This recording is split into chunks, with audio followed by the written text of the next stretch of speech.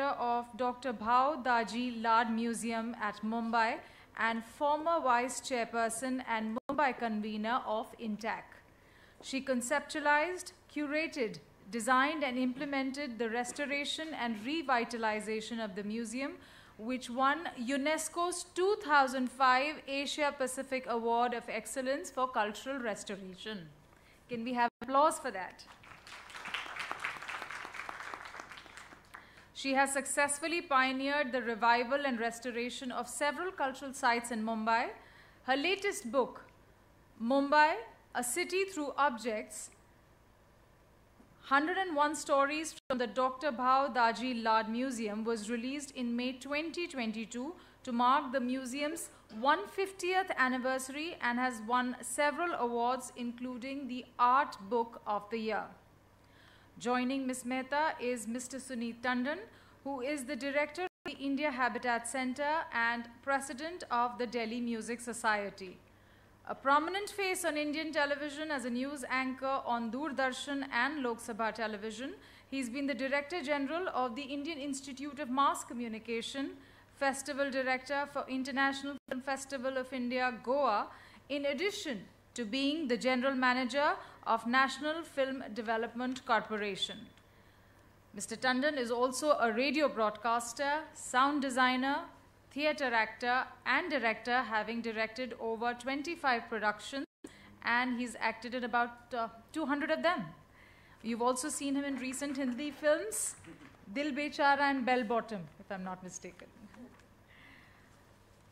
Welcome our eminent guests, and I would request Ms. Mehta to come here for the presentation. I would invite you.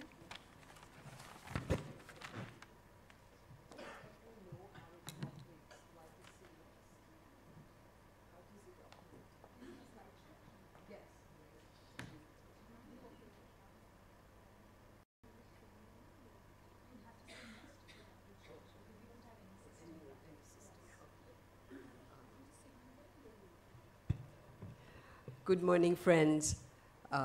Firstly, I'm delighted to be here, but I was very sad to see all the rest of the children get up and leave. I would have hoped that for a museum presentation, many children would have been curious and wanted to stay. So I have to salute all of you who stayed, and thank you very much. And I'm sure that you will enjoy the presentation because it is quite different and interesting. And you know, museums are something, as you will see, that are need your involvement. They have so much to offer. They are so interesting. You can discover so many things, not just about your city and our culture and many other aspects, but also to help you think about what kind of civilization are we? What kind of civilization do we want to be? Where are we going? You know, and ask all kinds of questions. There is no other place that I know which offers that kind of a platform, that kind of a potential कि सब बैठे साथ में और चर्चा करें. You know, so that is extremely important.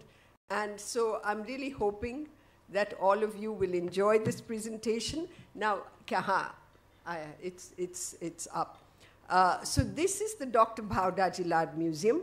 How many of you have visited Mumbai? How many of you know Mumbai? You put up your hands, please, those of you who know Mumbai. So next time you come to Mumbai, you must come to this museum because it is the oldest museum in Mumbai, and it is a museum that tells you the history of the city.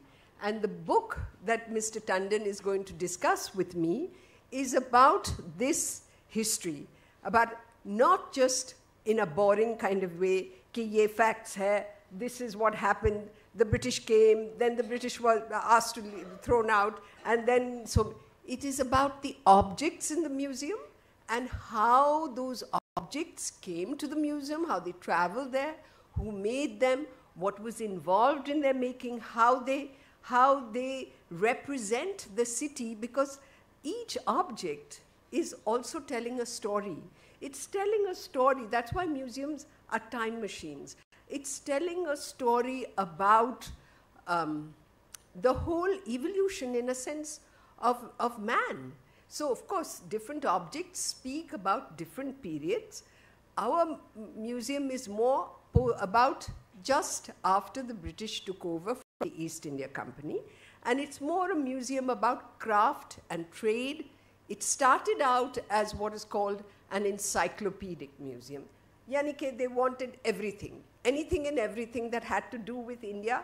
They said, okay, wonderful different geological specimens, corals, a lot of natural history in the beginning.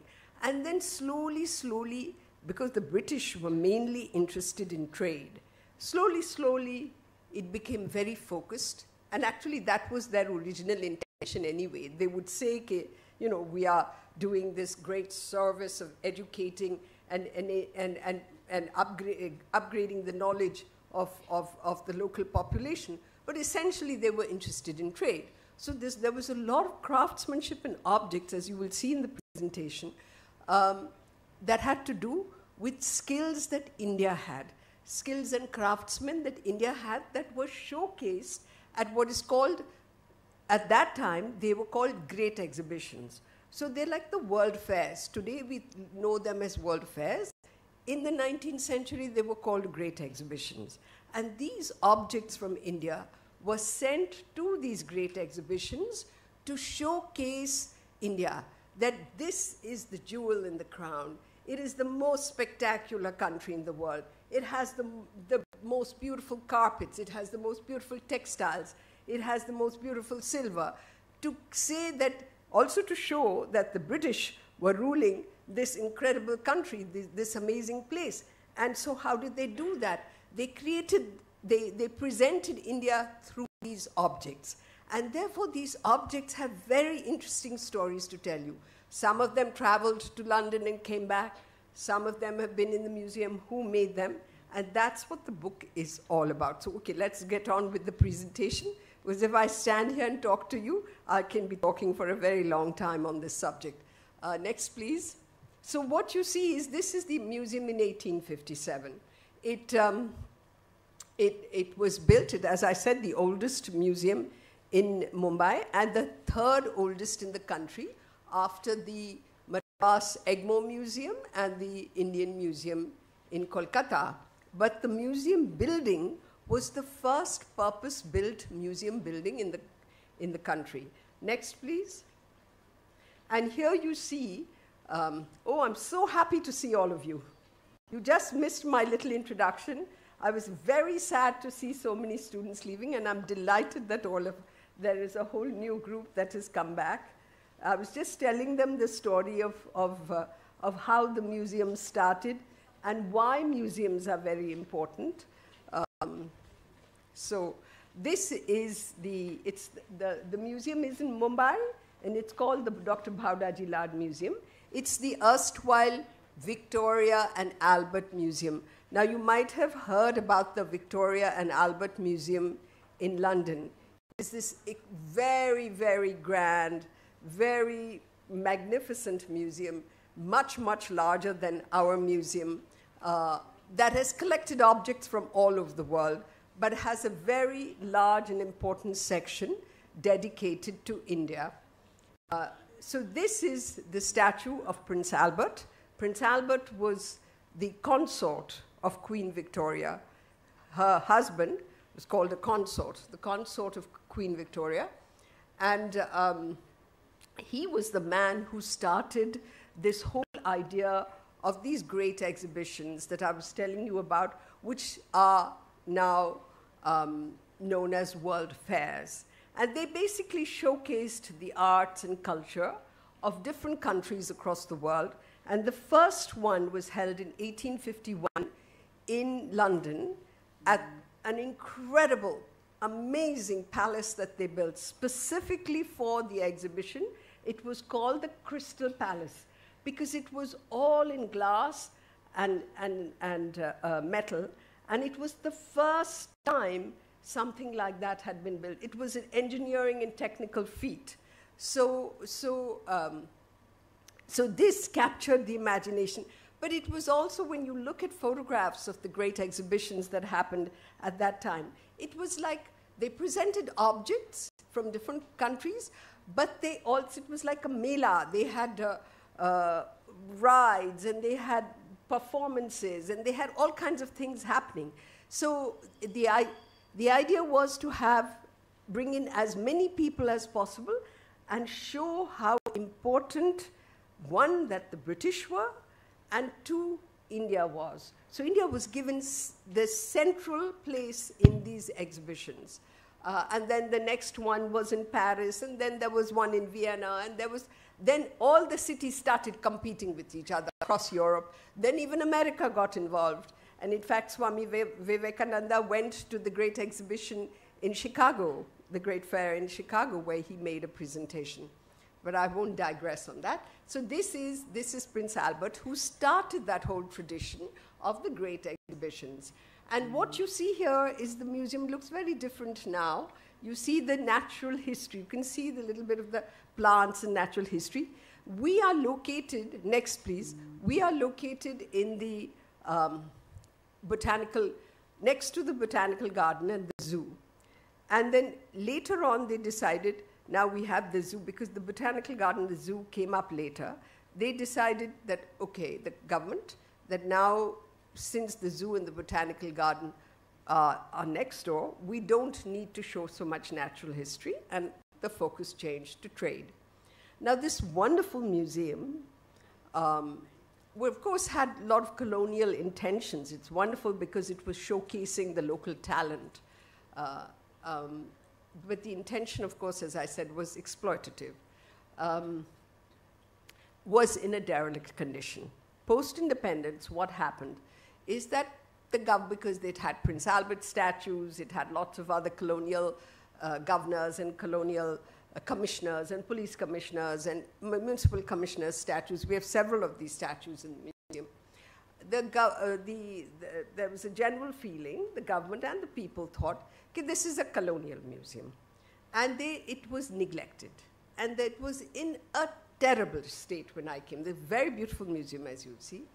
When I sort of discovered it, I was looking to start a conservation lab for INTAC. And I convinced the government that this was not just a colonial museum, but it was also a museum showcasing the skills of our people, of the great master craftsmen of the 19th century. And it was telling the history of the city, which was very important, as you will see in the presentation. So this was an unusual project. The government had never had a public-private partnership. They had never given a public institution to, I was vice chairman of INTAC and convener of Mumbai, but still, it had never sort of allowed others to come, other experts to come in.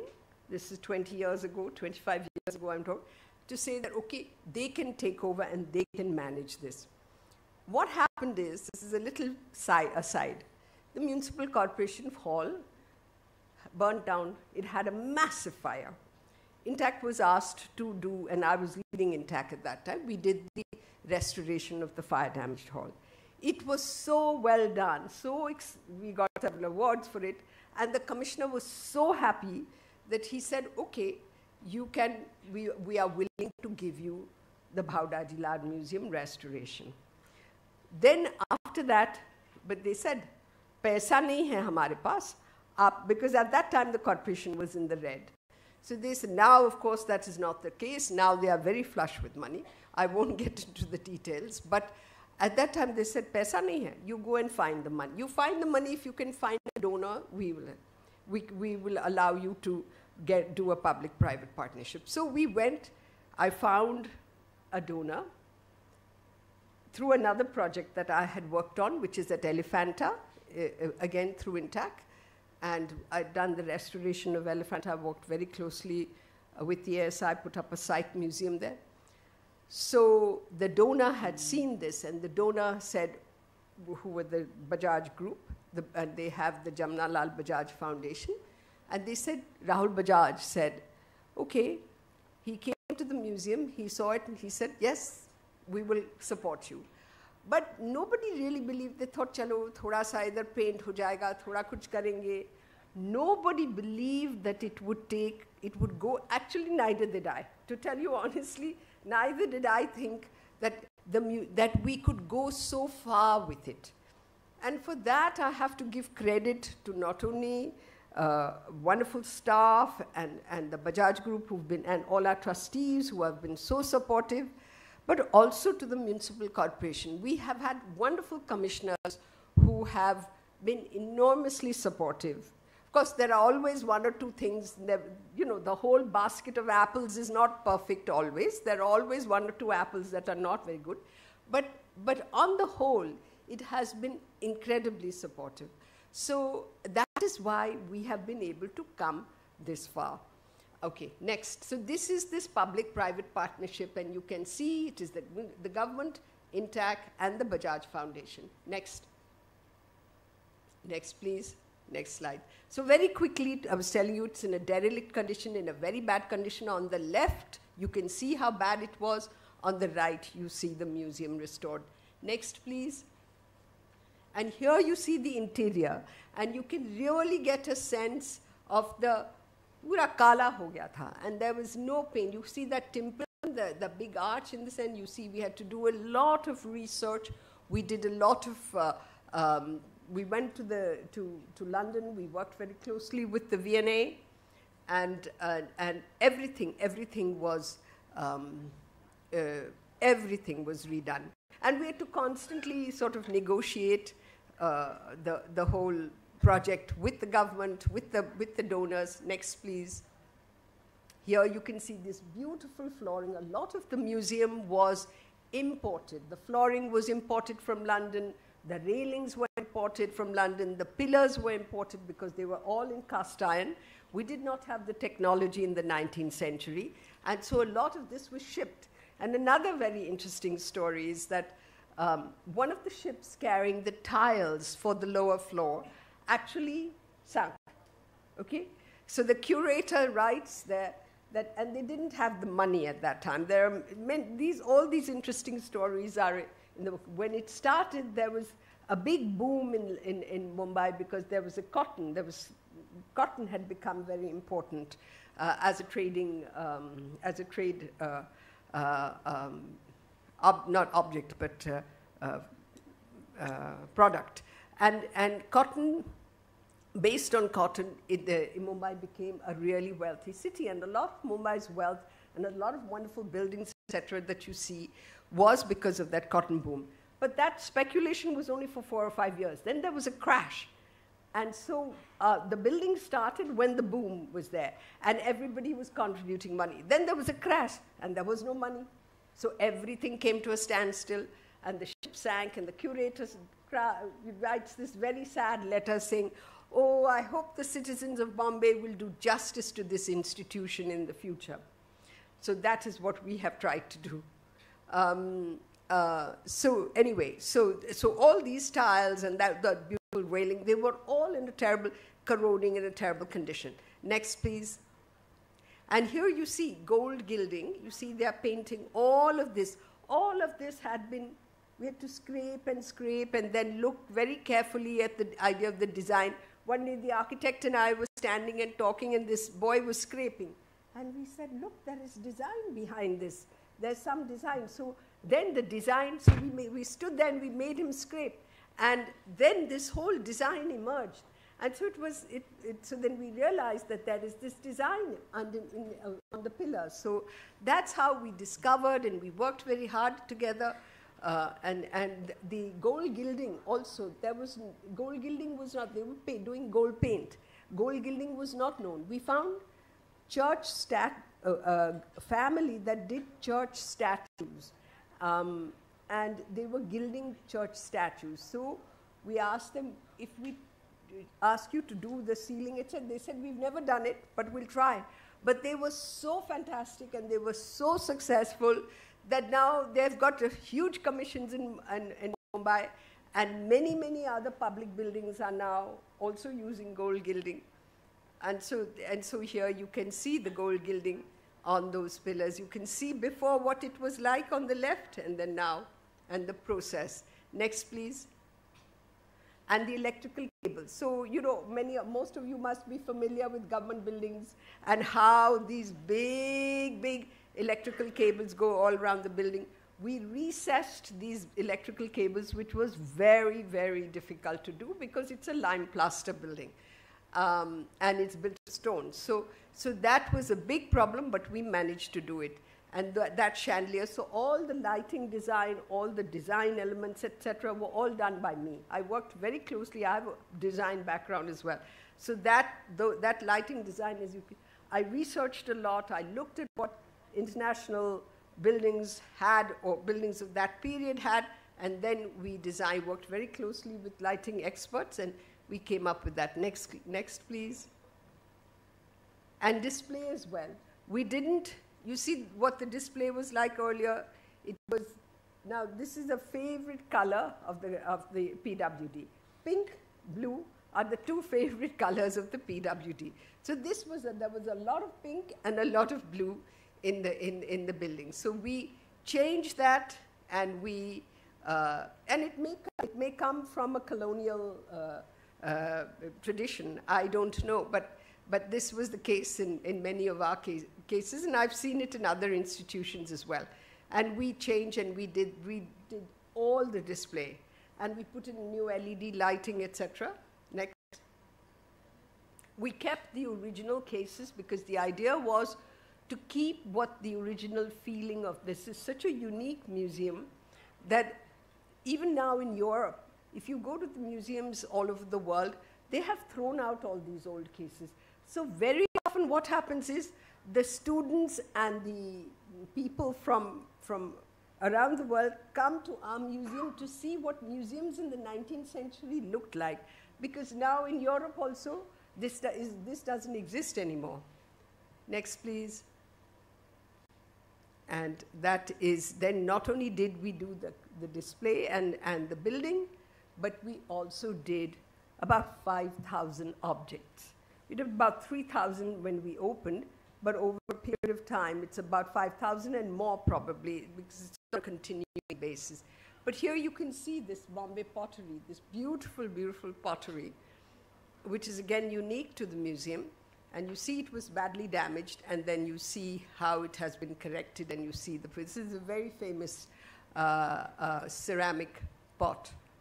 Next, please.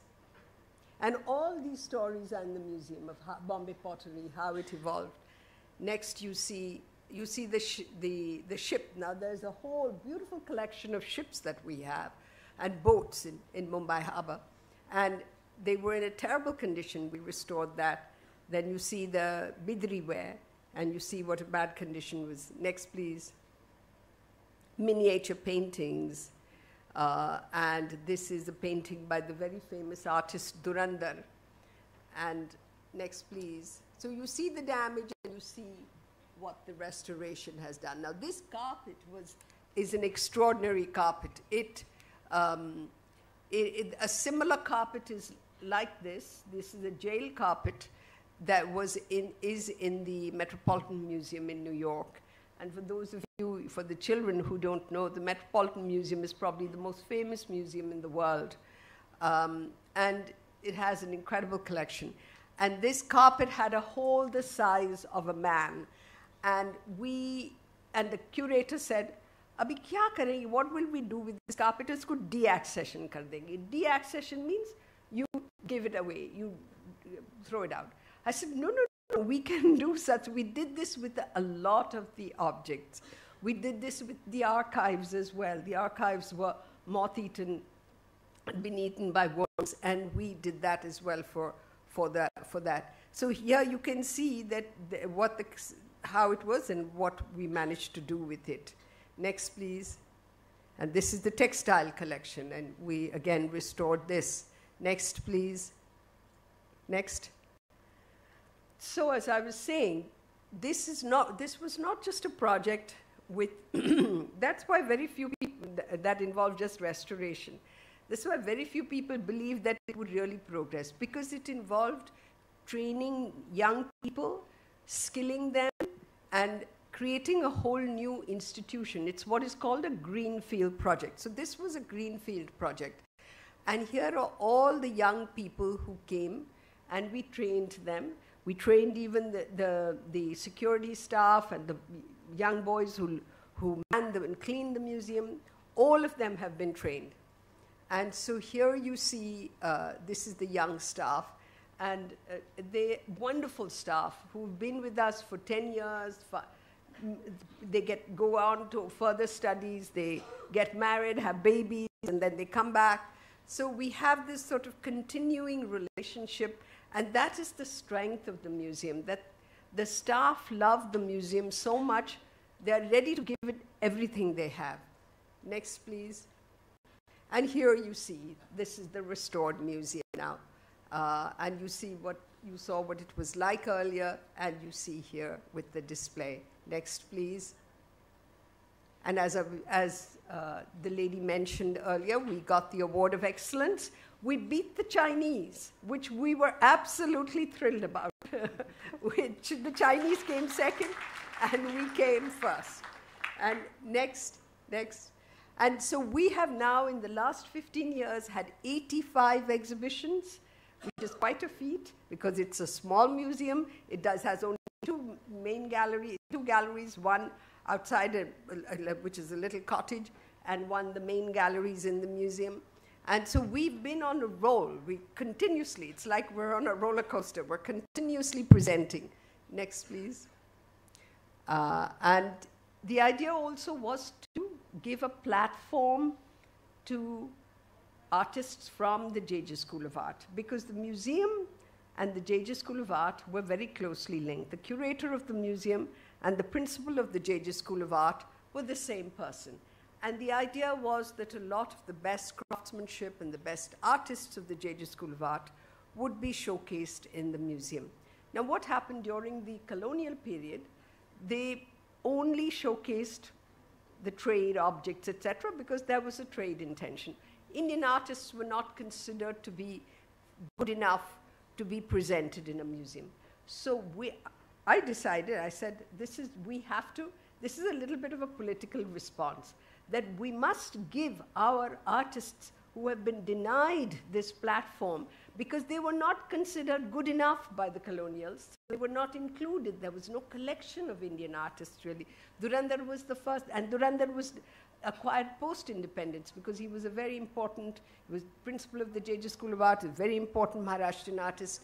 So I decided that, and with our trustees and our curatorial committee, decided that we need to foreground the artists of the JJ School of Art who are of today. So here is the artist Jitish Kalat. And we invited them. We said, now the museum is your playground. You decide what is it in the museum that you like, that inspires you, that you respond to as an artist. But also keep in mind the history of the museum, how these crafts were made, what were these intentions. So it was not ke jo bhi man mein aaye kar lo. It was very specifically the curatorial outline, the parameters were given very clearly to them. And usually artists will spend about a year, sometimes Jitish Kalat spent about 4 years before he did the exhibition. And here he's done this very interesting work where he's put a scaffolding around the Prince Albert. It's like they had imprisoned us, we are now taking over. But it's also very interesting because it's not just any kind of scaffolding. This scaffolding is made of resin. Next, please. And you see the resins have these animals, which are the gargoyles. They're called gargoyles. These are the animals which are friezes on the Victoria Terminus, which, as you know, is a World Heritage Site. It's this very, very grand railway station in Mumbai. And it has these gargoyles taken that he sculpted on this bamboo. And these animals, in a sense, represent the idea of that the city itself is like a jungle, okay? And so he's playing with many, many ideas in this one work of art. Now, I can't get into the detail because I can talk to you about this work of art for another 1 hour. but we don't have that kind of time. So if you want to know more about it, it's all in the book. Next, please. And this is Reena Saini Kalat, another artist from the JJ School of Art.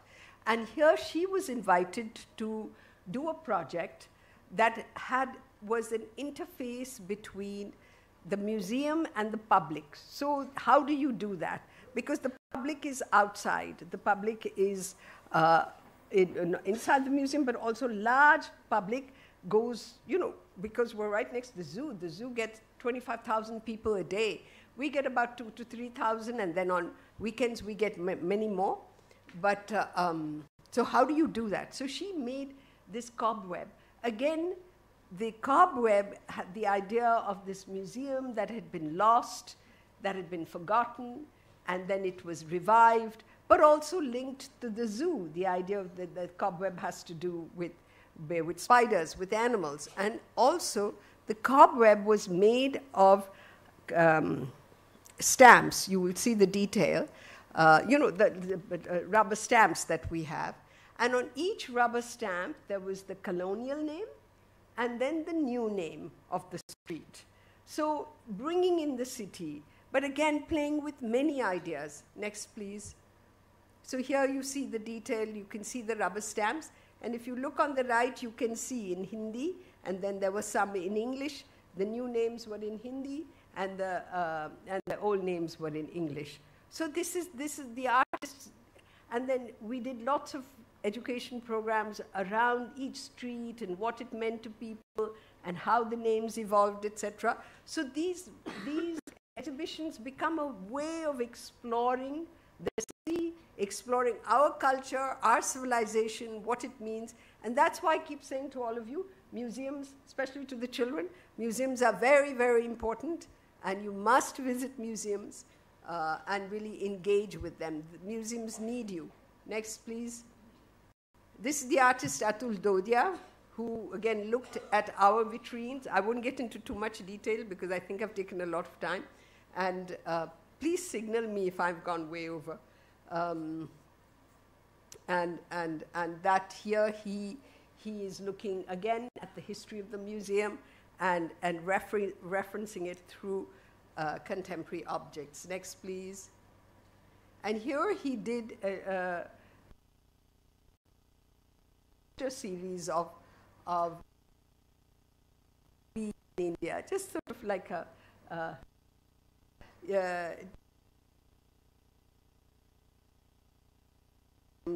could be, and just sort of one way both would have hoped the country, but sort of having a little. Next, please. Many international exhibitions. We have exhibitions with the Victoria and Albert Museum in London, as I was saying. This is on Olympic posters. That's on contemporary photography. Next, please. We'll go in New York on urban environments, and we did workshops across the city. Next, please. Here, this is an amazing exhibition that we had. We brought from Florence, The Gates of Paradise, done by Brunelleschi, very, very famous 16th century Italian sculptor, which is on the most famous monument in Florence. And it was traveling around the world, and it came to India, and we hosted it at the museum, and there you see it. It's an incredible monument. We had an extraordinary turnout for this. Next, please. And here we've had I haven't been able to show you all the exhibitions. As I said, we had 85. So this is just a very small sampling. And here we've had a tremendous response from the public. Here we get people coming in from the villages, as well as lots of foreigners. Foreigners did not know the museum before. Now we have shiploads of people coming in. Next, please. And here you can see the wonderful response of one of the visitors jumping for joy outside the museum because he's so excited about it. And the New York Times that said, if you have only 36 hours in Mumbai, the place to go to is the Dr. Bhaudaji Lad Museum. Okay, next, please. And so this just gives you a sense of our public engagement. It is very intensive. The idea is that we reach out to as many people as many different communities, different ages. It's not just, of course, very strong focus on children and students, but across age groups. Next, please.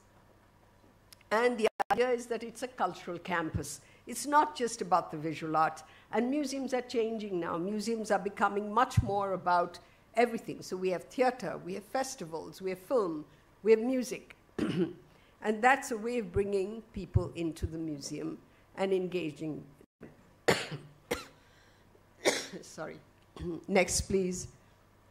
We found that there was no course on modern Indian art history. So we have done, for the last 10 years, we have done a course, we have presented a course, and that has been so successful. We've had 25 students every year. They've gone on to other universities, they've gone on to international universities, they've gone on to grow the ecosystem, in a sense, around the art community, not only in Mumbai, but across the country. We have had students come from Bhutan, we've had students come from Dubai, we have students coming from Delhi, we have students coming from Gujarat, because there isn't this kind of a course available in other places. JNU has, but JNU is of a very different kind. Ours is more a history course, straightforward history course. Next, please. And now the book, the reason for which we're here. This is the Literature Fest. So I think we're going to have a discussion. I'll tell you more about it then. Just a very quick review of it. It was given the Best Design Award, the award for excellence in book production, as well as the Art Book of the Year. Next, please. And this is the page of contents. It shows you all the different areas that we've covered as much as we can of different aspects of the museum. Next, please. And these are just some pages from the book, very carefully selected, lots of visuals, but a lot of information as well. Thank you. Next, please. And here you see the pottery. Next, please. Textiles. So just a few of the pages. Next, please.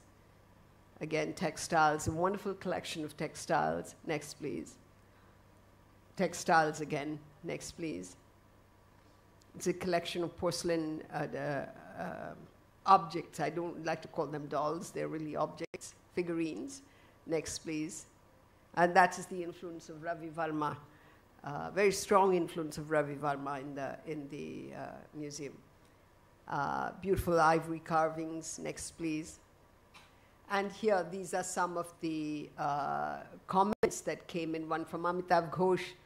The Dr. Bhaudaji Lad Museum is one of Mumbai's hidden gems, and Tasneem Mehta does full justice to the wonderful collection of artworks, objects, and archival materials.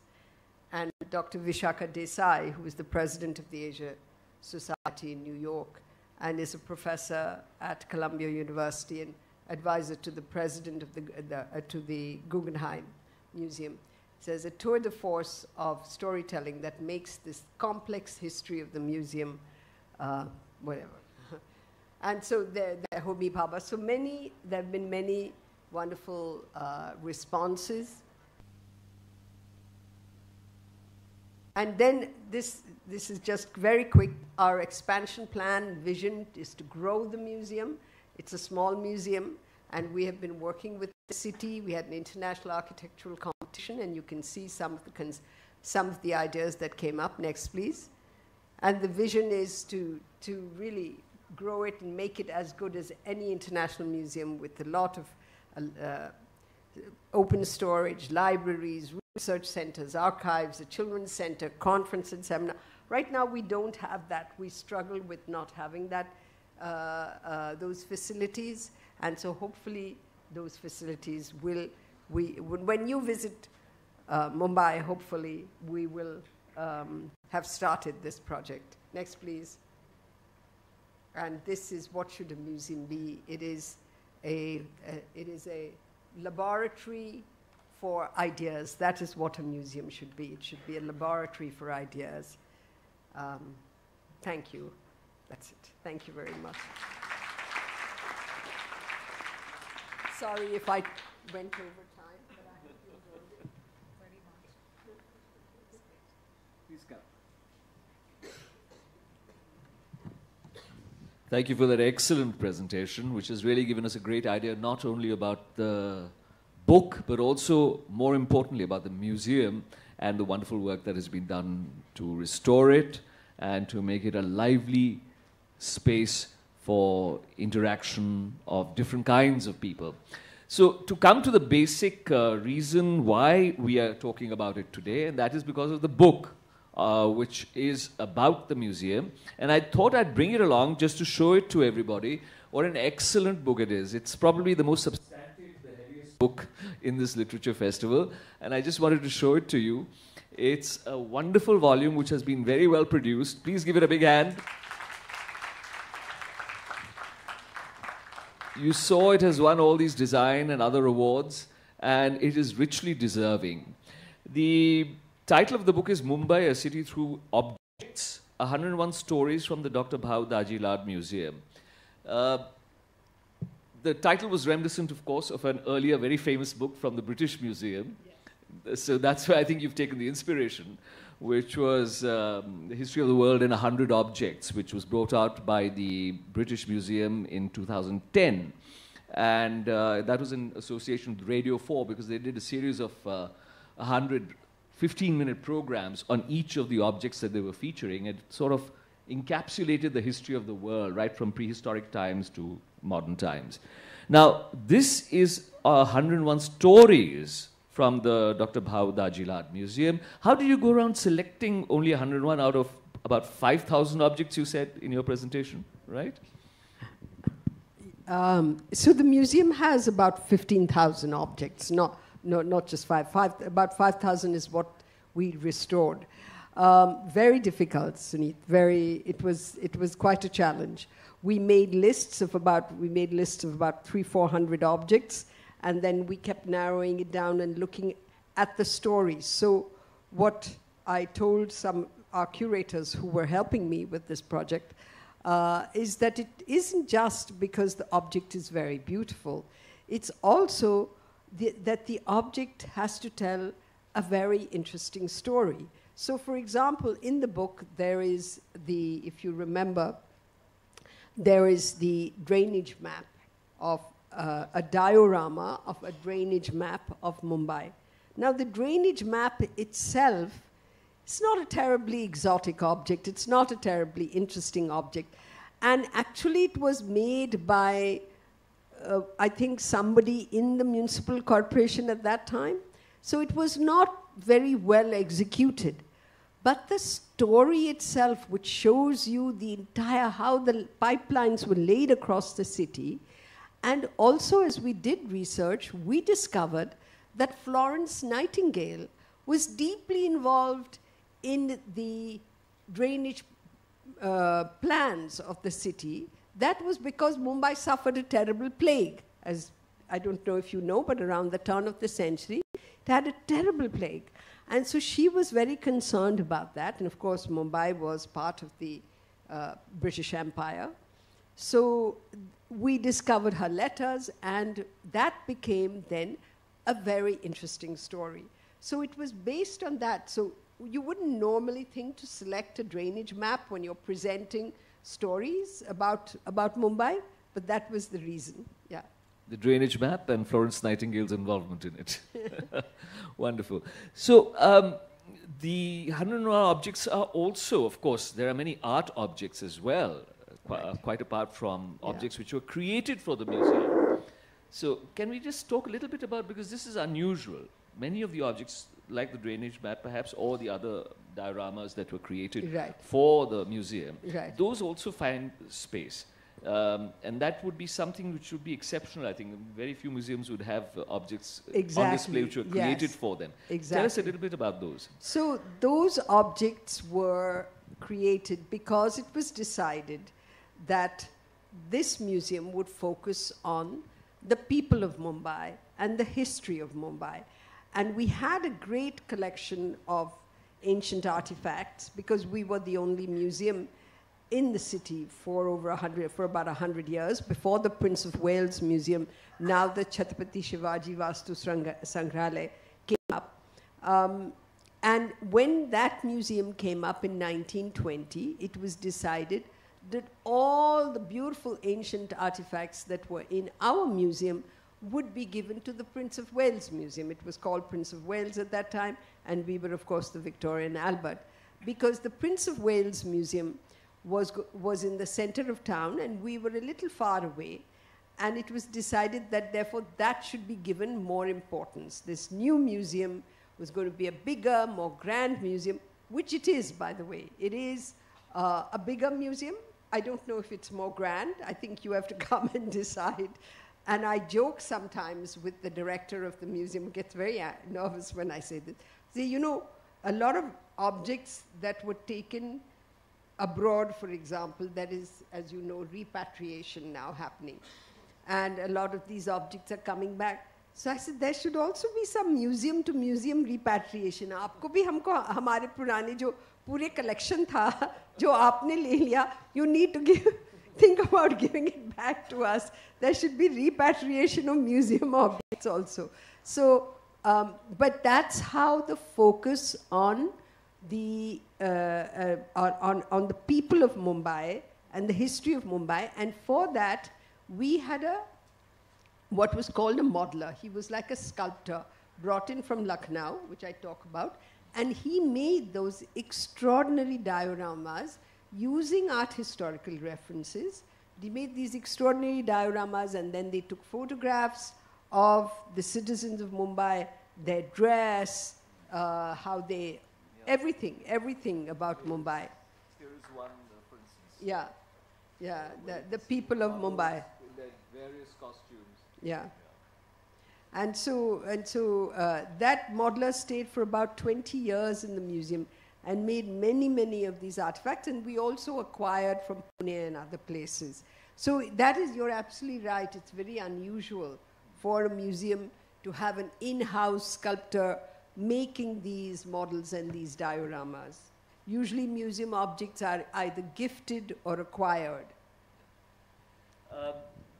How long was this book in the making? Because it is obviously a magnum opus, and it has obviously taken a lot of time, love, and passion to put it together. So this was my PhD thesis, in a sense. I was working on this. I was registered at JNU for a PhD, and I was working there for about 4 years, doing a lot of research on the museum, about simultaneously the same time that the project started.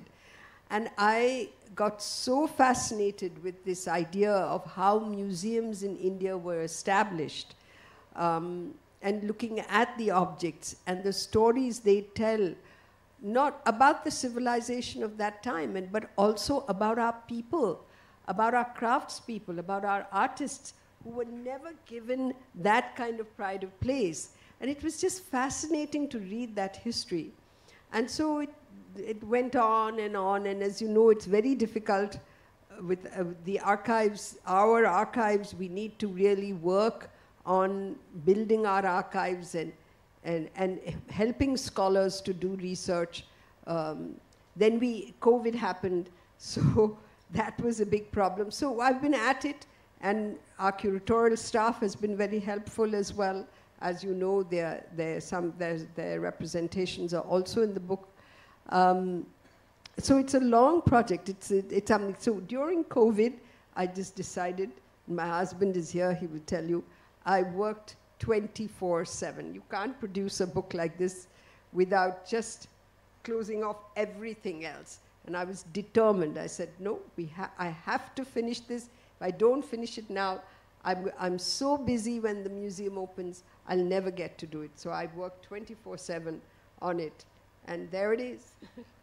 Finally assembled everything, put it all in order, did the fine-tuning and so on during COVID. So COVID came as a boon for you. As a boon for me. But no, it was, you know, for a lot of people, I think they were able to do things that they'd never been able to get the time to do. Yes. I mean, there were some very sad things also that happened during COVID. Naturally. I lost my mother, but because of COVID, but that's aside. That's another. No, so this is actually one positive outcome of COVID that you see over here. I wanted to ask you, increasingly, as you read the later pages in the book, your emphasis is more on contemporary art Right. and encouraging artists. I presume you are obviously also building up a collection and you have great plans. So what are the future plans for this wonderful museum which has looked back at the past, which has restored the past in many ways and is in dialogue with the city on its own history? What is the kind of history that you are going to be creating for the future, the direction which the museum is going now? So that's an extremely important question. I think it's a question that museums in India need to address, because what is happening is we are not building collections of the art of today. And that we really need to focus on, in one, enabling the artists, because if there are no platforms that artists can show their work, it's only in galleries and it's private and it's for a small community, that's not right. It needs to be, of course you need the galleries because everybody needs to survive, everybody needs an income, so you need the galleries to help the artists to sell their work. But really the artists, the community will know what good art is and what art, different forms of art. Good art and bad art is a big question mark now. You know, it's all different forms of art appeal to different kinds of people. It doesn't mean that something is bad and something is good. It's just different. So I think it's very important, Sunit, that's an extremely important question, that we need to really, all the different forms of representation that are there in a country like India, which has incredible different representations. And I think Dr. Joshi is going to talk a little bit about some of that in his presentation tomorrow for the Parliament building. I was also invited to participate in the design of the Parliament building, but he really has been leading it, and he will talk about how that was put together. Again, we need to empower, enable, strengthen our artist communities of today, because that and the institutions like museums are the ones that really help. And so unless we can make collections and do that, we will have stopped at independence. We won't have collections to show. Meanwhile, museums from across the world are buying up Indian art, textiles, art, or art objects galore. They are buying so many of our Indian art. So if you want to see good Indian art, you will have to go to London, you will have to go to Germany. These are the London, Germany, New York. These are the places that are making collections. So we need to be doing that. We need to put aside money and create committees to help Indian artists and to present the idea of what is today, what is India today. So that is, as far as the future is concerned, in terms of your particular museum, the Dr. Bhau Daji Lad Museum. But one last question. I think we have sort of overstayed our time, but then we also had this done to us. So we can do unto others as was done unto us. Just last question, which is that this has been, quite apart from the tremendous work that has been done, it has been a signal model of a public-private partnership, which perhaps in many other spheres has not succeeded in India. And this appears to be a signal success. What did it take to make it a success? Make the private and the public work together towards a larger goal? And do you see any hope for more such projects coming up in the future so that these energies and synergies can be brought together to make sure that there are greater and greater institutions which are nurtured and created using the public-private partnership model? So I think that's again a very important question, because you see, I think there is, for a long time, and I think this is really a colonial legacy. You remember the British ruled us, and they were suspicious about Indians. They thought we were trying to sabotage them. They thought we were doing things constantly that was counter to what the British wanted. That mentality of government, I'm sorry to say, continued for a long time, where there was a suspicion about the people. There was a suspicion if people wanted to get involved with the project, aapka isme kya intention hai? What are you trying to get out of it? You know, there wasn't that sense that we need to build a partnership with the people. We are representatives of the people. We need to build a partnership with the people. That has changed now. I think that has taken time to change. It's taken a long time, but that has changed. And I want to say that the government, you know, now is definitely looking at public-private partnerships as a way forward and definitely talking about it. So I think a lot of public-private partnerships in the past didn't work, and I would not know about other sectors, but you're right that that is the general perception, that public-private partnerships have not worked. In this case, I think it worked. Not that I didn't have, so as I said, not all the apples were great. You just have to learn to negotiate. You did have problems, but yeah, of course.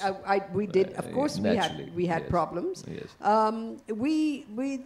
You work at many levels. You know, you don't work, and I think the important thing is that the people of Mumbai. If I tell you that I have had not one RTI, only 1 or 2 RTIs in the 15 to 20 years that I've been doing, it is not unbelievable that there have been no RTIs. If you look at the registers of people's comments in the museum, they are, I mean, some people will say, oh, there should be more benches, there should be a little, water should be allowed, that kind of thing. Or air conditioning should be then. But there are uniformly people love them. And there is such a fantastic response from the community and from the media and from the press that in itself is what carries us. I think that is what carries us. And I think for any project, that is what carries you.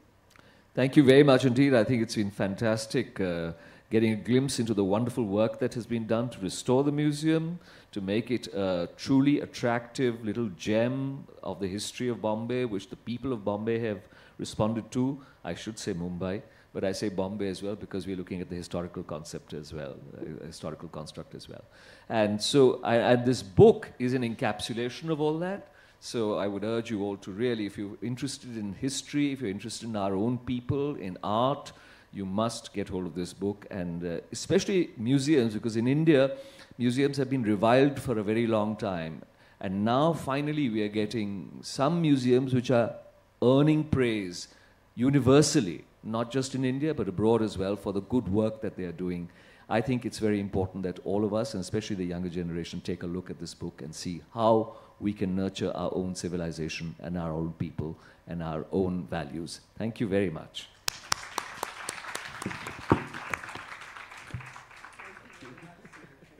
Thank you so much for this engaging session, and I would also like to tell our guests that while you're in Bhopal, please visit our museums as well. We have the Tribal Museum, which is exceptional, and the Indira Gandhi Sangrahalaya, Manav Sangrahalaya, which takes pretty much the whole day to kind of see it completely, but you must visit our museums. Just give me 2 minutes as we wrap up and we invite our guests to felicitate you. Thank you so much. Another round of applause, please, for our guests. Thank you, Ms. Mehta, for giving us such a detailed peek into this cultural campus, as you rightly called us. I think, rightly called the museum. I think many of us in the audience, definitely me, I am visiting the museum on my next trip to Mumbai. And a little bit of fangirl moment for me, Mr. Tandon. Some of us who grew back in the Doordarshan era, we would tune into your news sessions just to see if we are pronouncing the words correctly. So thank you so much for that. And I would now invite Dr. Reema Ahuja. She is the director of the Maharaja Savai Mansingh II Maharaja Savai Mansingh II Museum, City Palace, Jaipur. She's also a member of the Society for Culture and Environment. I would request her to come on stage and felicitate Ms. Tasneem Zakaria Mehta and Mr. Sunit Tandon with our memento.